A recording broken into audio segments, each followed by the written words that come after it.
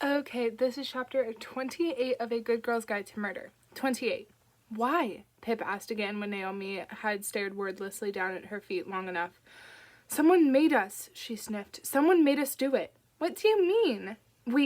Me, Max, Jake, and Millie, we all got a text on that Monday night from an anonymous number. It told us we had to delete every picture of Sal taken on the night Andy disappeared and to upload the rest as normal. It told us that at school on Tuesday we had to ask the principal to call in the police so we could make a statement, and we had to tell them that Sal actually left Max's at 10:30 and that he'd asked us to lie before. But why would you do that? Asked Pip. Because, Naomi's face cracked. Whoever it was knew something about us, about something bad we'd done. She slapped her hands to her face and bawled into them, the cries strangled against her fingers. Kara jumped up from her seat and ran over, wrapping her arms around her sister's waist. She looked over at Pip as she held the quaking Naomi, her face pale with fear. Max, Pip said. Max cleared his throat, his eyes down on his fiddling hands. Something bad happened on New Year's Eve 2013. Something we did. What, we? Naomi spluttered. Naomi spluttered.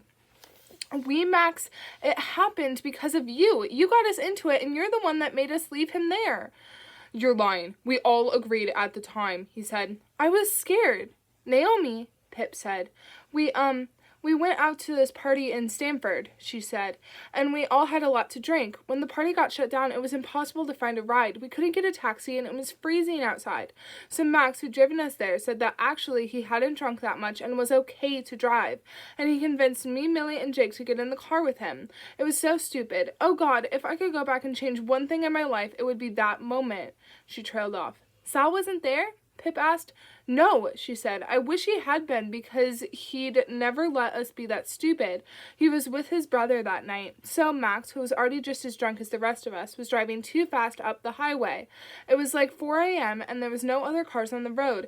And then the tears came again. And then this man comes out of nowhere, Max said. No, he didn't. He was standing well back on the shoulder, Max. You lost control of the car. Well, then, we remember very differently, Max snapped. We hit him and spun. When we came to a stop, I pulled off the road and we went to see what had happened.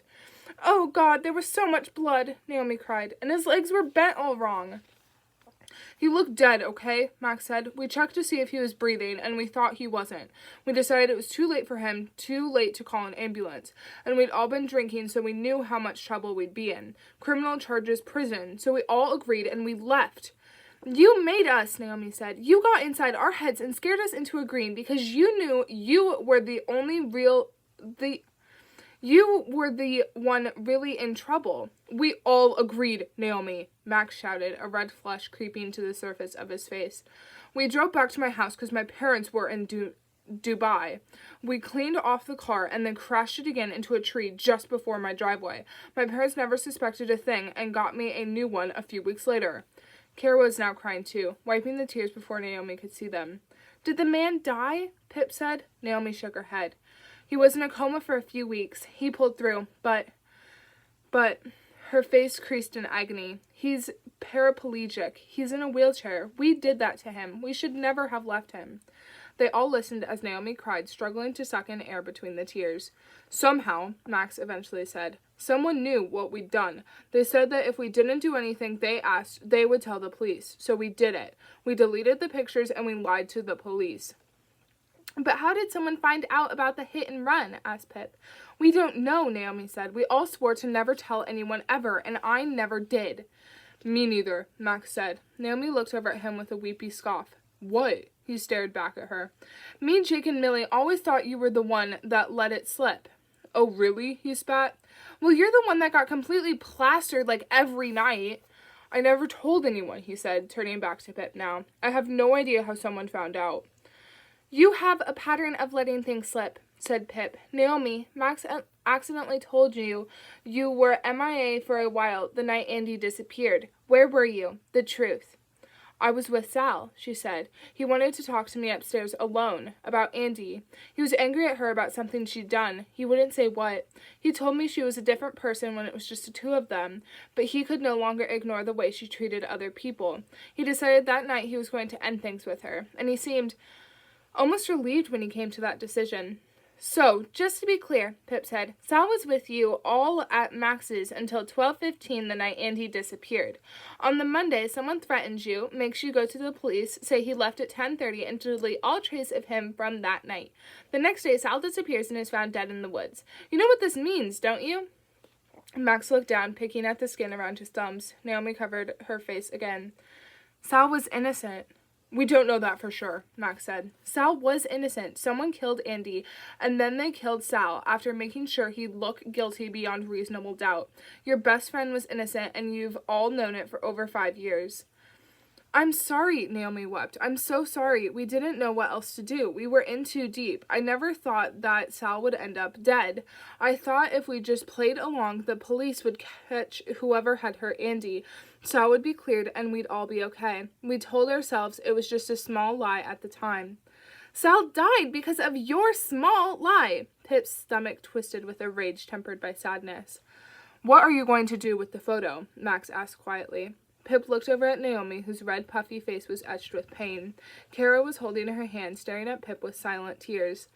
Max, Pip said, did you kill Andy? What? He stood up, scraping the messy hair out of his face. No, I was at my house the whole night. You could have left when Naomi and Millie went to bed. Well, I didn't, okay? Do you know what happened to Andy? No, I don't. Pip, Kara spoke up now. Please don't go to the police with that photo. Please, I can't have my sister taken away as well as Mom. Her bottom lip trembled, and she scrunched her face to fight back the sobs. Naomi wrapped her arms around her. Pip ached with a helpless feeling watching them both like this. What should she do? What could she do? She didn't know whether the police would take this photo seriously anyway, but if they did, Kara would be left all alone, and it would be Pip's fault. She couldn't do that to her best friend.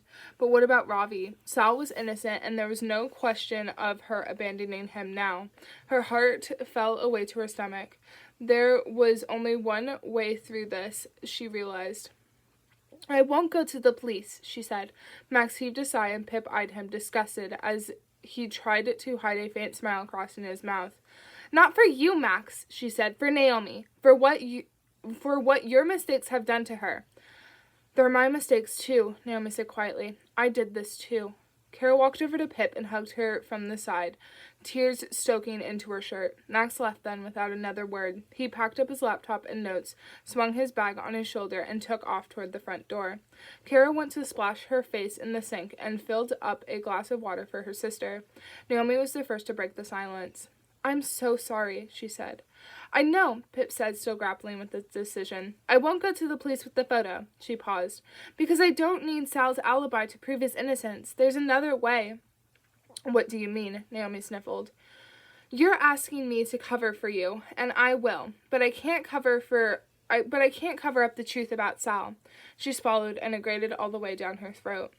I'm going to find who really did this, who killed Andy and Sal. That's the only way to clear Sal's name and protect you at the same time.